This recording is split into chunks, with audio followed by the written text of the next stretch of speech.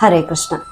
ಈಗ ನಮ್ಮ ಜೀವನದೊಳಗೆ ಯಾರೋ ಒಬ್ರು ಏನೋ ಅಂತಾರ, ನಮ್ಮನ್ನು ಕಂಟಿನ್ಯೂಸ್ ಆಗಿ ಜಡ್ಜ್ಮೆಂಟ್ ಕೊಡತ್ತಾರ, ಟೀಕೆ ಮಾಡತ್ತಾರ ಅಂತಂದ್ರೆ ಒಂದು ನೆನ್ಪಿಟ್ಕೋರಿ, ಅವರು ನೀವ್ಯಾರು ಅಂತೇಳಿ ಹೇಳತ್ತಿಲ್ಲ, ಬದಲಾಗಿ ಅವ್ರು ಯಾರು ಅನ್ನೋದನ್ನ ನಿಮ್ಮ ಮುಖಾಂತರ ಅವರು ತಿಳಿಸ್ಕೊಡತ್ತಾರ.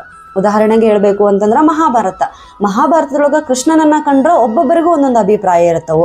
ಶಕುನಿ ಕೃಷ್ಣನನ್ನ ಕಂಡ್ರೆ ಇವನೊಬ್ಬ ಕಪಟಿ ಅಂತ ಹೇಳ್ತಾನ, ದುರ್ಯೋಧನ ಕೃಷ್ಣನನ್ನ ಕಂಡ್ರೆ ಒಬ್ಬ ಮೋಸಗಾರ ಅಂತ ಹೇಳಿ ಹೇಳ್ತಾನ. ಅದೇ ಅರ್ಜುನ ಕೃಷ್ಣನಲ್ಲಿ ಒಬ್ಬ ಗುರುವನ್ನ ಕಾಣ್ತಾನ ಮತ್ತು ಸ್ನೇಹಿತನನ್ನ ಕಾಣ್ತಾನ. ಭೀಷ್ಮ ಪಿತಾಮಹರಿಗೆ ಕೃಷ್ಣ ಅಂತಂದ್ರೆ ಮಹಾನ್ ಯೋಧ ಅಂತ ಹೇಳಿ ಕಾಣ್ತಾರ. ಇವರೆಲ್ಲರೂ ಒಂದೊಂದು ತಮ್ಮ ತಮ್ಮ ಪ್ರತಿಬಿಂಬವನ್ನ ಕೃಷ್ಣನ ಮುಖಾಂತರ ನೋಡ್ತಾರ. ಮಹಾಭಾರತದೊಳಗ ಎಲ್ಲಾ ಕ್ಯಾರೆಕ್ಟರ್ ಸ್ವಲ್ಪ ಪರಿಚಯ ಇದ್ರ ಅದೆಲ್ಲ ನಮಗ ತಿಳಿತೈತಿ. ಇದೇ ತರ ನಮ್ಮ ಜೀವನದೊಳಗೂ ಸಹ ಕಲ್ಲು ಹೊಡೆಯುವಂಥ ಎಲ್ಲಾ ಜನರಿಗೆ ನಾವು ಉತ್ತರ ಕೊಟ್ಕೊಂಡು ಕುಂತ್ವಿ ಅಂತಂದ್ರೆ ಇಲ್ಲಿ ನಮ್ಮ ಸಮಯ ವ್ಯರ್ಥ ಆಗುತ್ತೆ. ನಾವು ಜೀವನದೊಳಗೆ ಏನೂ ಸಾಧನೆ ಮಾಡೋದಕ್ಕಾಗಂಗಿಲ್ಲ. ಆದ ಕಾರಣನ ಹೇಳ್ತೀನಿ, ಆ ಕಲ್ಲುಗಳನ್ನೇ ತಗೊಂಡು ನಾವು ನಮ್ಮ ಮನೆಗಳನ್ನು ಕಟ್ಕೊಳ್ಳೋಣ, ದೊಡ್ಡ ದೊಡ್ಡ ಕೋಟೆಗಳನ್ನು ಕಟ್ಕೊಳ್ಳೋಣ. ಯಾರೋ ಏನೋ ಅಂದ್ರು ಅಂತ ದುಃಖ ಪಡೋದಕ್ಕಿಂತ ಮೊದಲು, ಮನಸ್ಸಿಗೆ ಹಚ್ಕೊಳ್ಳೋದಕ್ಕಿಂತ ಮೊದಲು ಒಂದು ವಿಚಾರ ನೆನ್ಪಿಟ್ಕೋರಿ, ಕೃಷ್ಣ ಇದ್ದಾನೆ. ಹರೇ ಕೃಷ್ಣ.